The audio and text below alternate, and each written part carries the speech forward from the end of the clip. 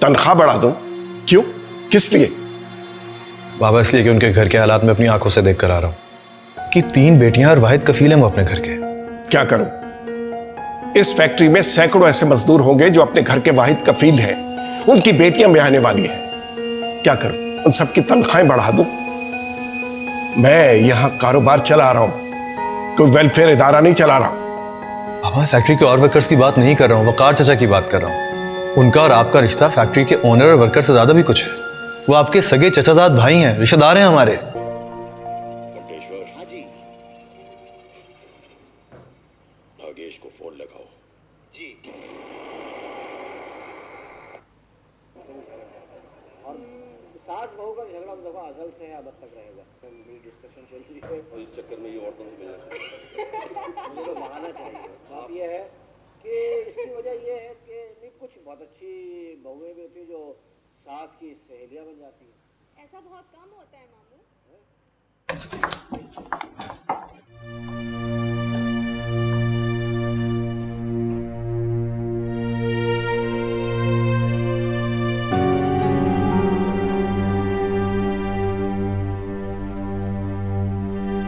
कौन?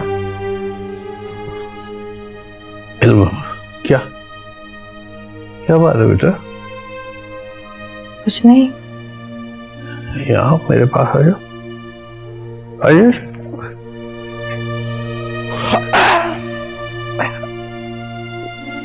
बैठ।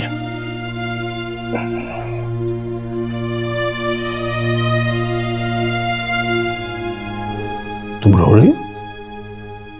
नहीं तो। तेरी माँ भी जरा जरा सी बात पर रो दिया करती। अरे मैं बिल्कुल ठीक हूं। मेरी 3 बेटियां हैं, हौसला, हिम्मत, इस्तिकामत।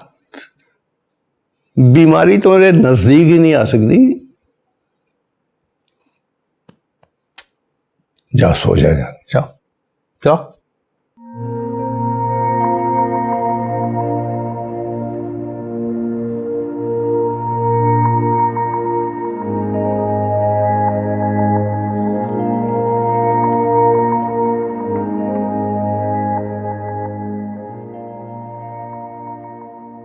रामेश, मेरी एक बात गौर से सुनो। ये दौलत और गुर्बत का खेल है, ये अमीर गरीब की तकसीम, ये बड़े छोटे का फर्क, ये हम इंसानों का बनाया हुआ नहीं है, ये कुदरत के फैसले हैं। कोई सारी दुनिया में अपना कारोबार चलाता है और कोई अपना घर नहीं चला सकता। किसी के घर में 2 वक्त का आटा नहीं होता और किसी के गोडाउन्स में मनो आटा चूहे खा जाते हैं। ये दुनिया इसी तरह चलती आई है और कयामत तक इसी तरह चलती रहेगी।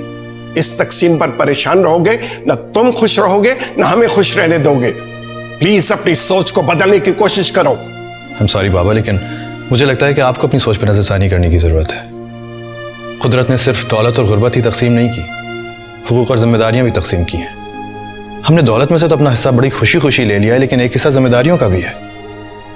उसे भी उतनी फराख दिली और खुशी से कबूल करना चाहिए ना हमें। तो फिर जाओ अपने कमरे में जाकर बैठकर सोचो, तो बहसियत बेटे तुम्हारी जिम्मेदारी क्या है। ये बाल मैंने इस बिजनेस की ऊंच नीच और नशे बफराज समझने के लिए सफेद किए हैं। किसको कितनी फेवर देनी है ये मुझसे बेहतर कोई नहीं जानता। मैं इसी तरह अगर फेवर्स देता रहा ना तो फुटपाथ पे आ बैठूंगा। वक्कार की तबीयत खराब हो गई तो क्या जरूरत थी वहां जाने की, किसी को भेज दिया होता। खुदा के लिए मेरी और अपनी पोजीशन का ख्याल करो, मेरे इमेज को बर्बाद मत करो। ऊंचाई पे खड़े रहोगे तो नीचे खड़े लोग झुककर बात करेंगे, और अगर उनके लेवल पे आ जाओगे तो आंखों में आंखें डाल के सवाल करेंगे। लेकिन मुझे नहीं लगता कि तुम्हें मेरी कोई बात समझ आएगी। जा सकते हो।